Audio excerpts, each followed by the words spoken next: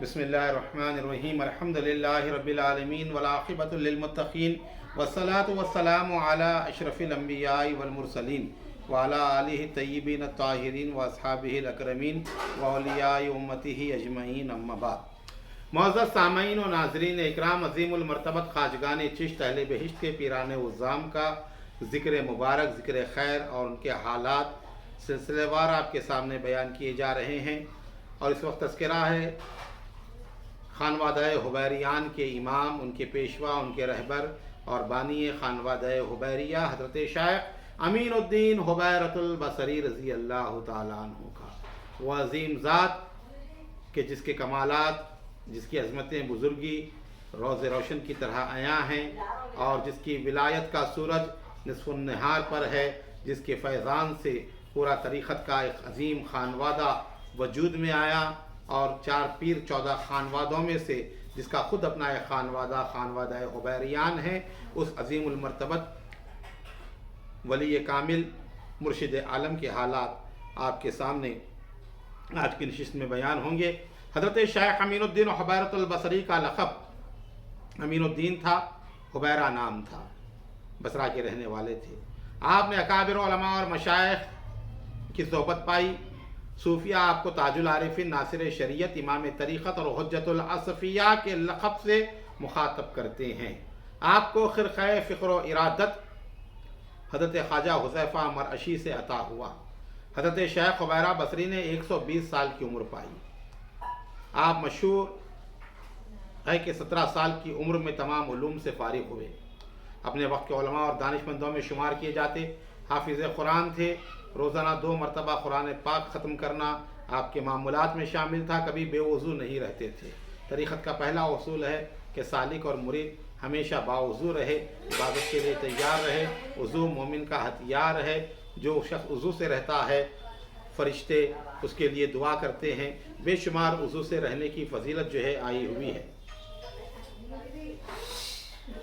حضرت سیدنا خواجہ حبیرۃ البصری رضی اللہ تعالی عنہ نے 30 سال تک شدید ریاضت و مجاہدہ کیا اور آہوزاری کرتے، بارگاہ خداوندی میں روتے، خداوندہ بیچارہ حبیرہ تیرے راہ پر گامزن ہے، اور تمام شکستہ دلی کے باوجود اس نے تجھ سے دل لگایا ہے، اس کو بخش دے اور رحم فرما۔ ایک مرتبہ اسی طرح گریہ آزاری کر رہے تھے کہ غیب سے آواز آئی، ہے حبیرہ میں نے تجھ کو بخشا اور اپنے بندگان خاص میں شامل کیا، تو جا اور حذیفہ کی خدمت میں ہو کر ان کے حلقہ ارادت میں شامل ہو جا۔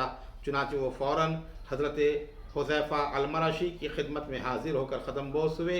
حضرت حذیفہ مرشی نے آپ کو اٹھا کر سینے سے لگایا اور بہت عزت اور شفقت سے پیش آئے۔ جو اللہ کے واسطے اللہ کی راہ میں اللہ کے قرب کے لیے آتا ہے تو شیخ کامل اس کی قدر کرے اور اس کی رہبری اور رہنمائی کرے۔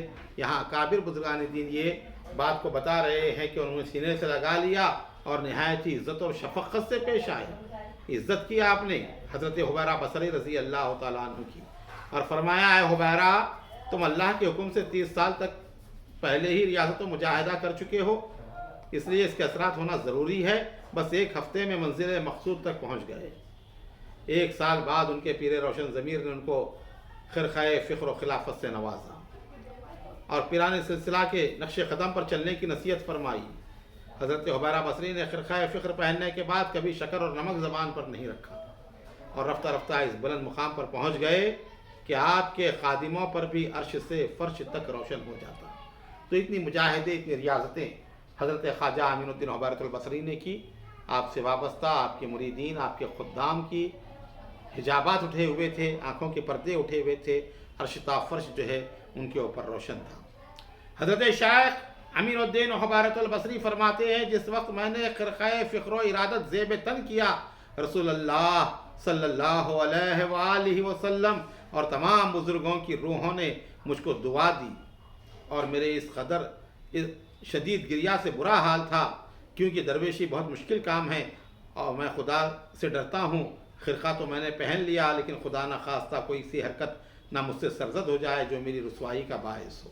تو آپ اندازہ لگائیں کتنا احتیاط پیران عظام کیا کرتے، کہتے کہ خرقہ پہننے کے بعد کوئی سی ایسی حرکت نہ ہو کہ جو رسوائی کا باعث بنے۔ या लोगों में रुस्वा होना पड़े। शेख अमीनुद्दीन उबैरतुल बसरी 5-5, 6-6 रोज़ बाद इफ्तार फरमाते और इतना रोते कि बाज़ वक्त लोगों को खौफ होता कि कहीं उनकी जान ना निकल जाए। एक दिन हज़रत उबैरा बसरी पर खशियत इलाही से बहुत ज़्यादा रिख़्तारी हुई। आप ज़ार ज़ार रोते जाते और फरमाते, इलाही अगर तूने बेचारे हुबैरा से इफ्तार का हिसाब लेना शुरू किया तो इसका क्या हाल होगा। आवाज़ आई कि ऐ हुबैरा, मैंने तुम पर हिसाब आसान कर दिया और तुमको बख्श दिया। फिर अल्लाह का उन पर ख़ास लुत्फ़ व करम नाजिल हुआ। हर शख्स उनसे मोहब्बत करने लगा और जो वो चाहते हो जाता। हज़रत ख्वाजा अमीनुद्दीन उबैरतुल बसरी बराबर अपने हुजरे ही में रहते, इनमें से बहुत कम निकलते, दुनिया वालों के यहाँ भूल कर भी नहीं जाते। यहाँ तक कि बादशाह वक्त की भी उन्होंने सूरत नहीं देखी, दुनिया वालों की दी हुई कोई चीज़ नहीं खाते थे। फरमाते थे कि दौलतमंदों के यहाँ का खाना जहर के मानिंद है, इसके खाने से दिल सियाह हो जाते हैं, तबाही आती है। आप रात को बहुत कम सोते, शब बेदारी करके इरादे इलाही में मशगूल रहते, हमेशा अकले हलाल खाते, फुकरा के साथ बैठकर खाने को पसंद फरमाते। खाने के वक्त अपने पिराने सलासिल की रविश के मुताबिक 3 लुक़मों से ज़्यादा ना तनावुल फरमाते। आपका कौल था कि दरवेशों को सारे जहां से बेगाना हो जाना चाहिए, न किसी की तारीफ़ से खुश होना है, न किसी की मजम्मत से नाखुश होना है और न नाराज़ होना है। एक दिन दौलतमंदों में से एक शख्स हज़रत उबैरा बसरी की खिदमत में 1000 दिरहम नजराना लाया। आप उसे देखकर बेहोश हो गए। थोड़ी देर बाद जब होश आया तो बहुत घबराए और चेहरे का रंग जर्द होता। लोगों ने पूछा, हज़रत क्या हाल है? आपने फरमाया, आह, इस गरीब का क्या हाल पूछते हो? जब हुब्बे इलाही का तालिब हो, उसके पास उसके बरक्स उसको तबाह करने वाली चीज़ लाई जाए, इससे तो मर जाना ही बेहतर है। दरवेश को दिरहम दिनार से क्या काम, उसको तो फ़िक्र फाका और शिकस्तगी दिल चाहिए। जिसमें ये बातें नहीं वो दरवेशी के लायक नहीं। आपका विसाल शव्वाल मुकर्रम की 7 तारीख़ को हुआ। ये थे मुख्तसर से हालात हज़रत शेख अमीनुद्दीन उबैरतुल बसरी के। इंशाअल्लाह ताला आइंदा नशिस्त में हज़रत ख्वाजा ममशाद दैनूरी रहमतुल्लाहि ताला अलैह के हालात बयान किए जाएंगे, जिन्होंने सिलसिला चिश्तिया की अजीम बुनियाद अपने दस्ते मुबारक से रखी। अल्लाह ताला हम तमाम को अजीमुल मर्तबत ख्वाजगान चिश्त अहले बहिश्त के तरीक़े पर चलने वाला बनाएँ। ई दुआ अज़मन व जुमला जहाँ आमीन। बाद इलाही ताबुवत खुर्शीद व माही चराग़े चिश्तियाँ रा रोशनाई।